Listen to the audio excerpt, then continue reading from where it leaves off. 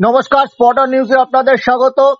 এই মুহূর্তে আমি আছি কল্যাণী স্টেডিয়ামের শীর্ষকর্তা, যিনি কল্যাণী স্টেডিয়ামকে চোখের মণির মতো যত্ন করে রেখেছেন এতদিন ধরে, সেই নীলিমেশ রায়চৌধুরীর সঙ্গে কল্যাণী বিশ্ববিদ্যালয়ের প্রাক্তন অধ্যাপক এবং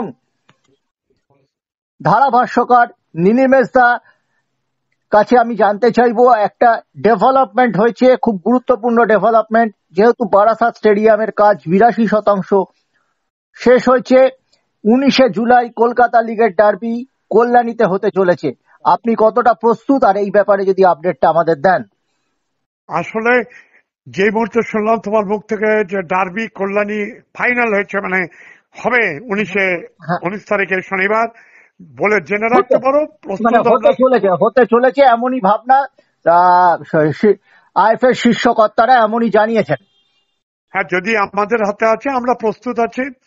আমরা এই প্রকৃতি যতটা বাদ সাধবে তার থেকে যতটা লড়াই করে বেরোতে পারবো, নচেত আইএফএর যা যা রিকোয়ারমেন্ট আছে থাকবে, আমরা সেগুলো সব পূরণ করে দিচ্ছি। হ্যাঁ, আমরা দেখেছি, যেটা আমরা বারবার স্পট অন নিউজে দেখছেন, খেলা চলছে।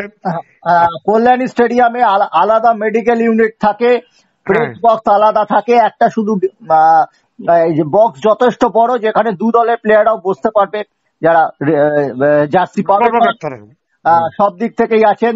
এবং খেলোয়াড়দের যাতায়াত, ড্রেসিং রুম থেকে যাতায়াতের ব্যাপারটাও খুব মসৃণ ভাবে আছে। কিন্তু নদিয়া পুলিশের তো একটা পারমিশন লাগবে। আমরা তো এখন জানতে পারলাম, পুলিশের সাথে চিঠি করব।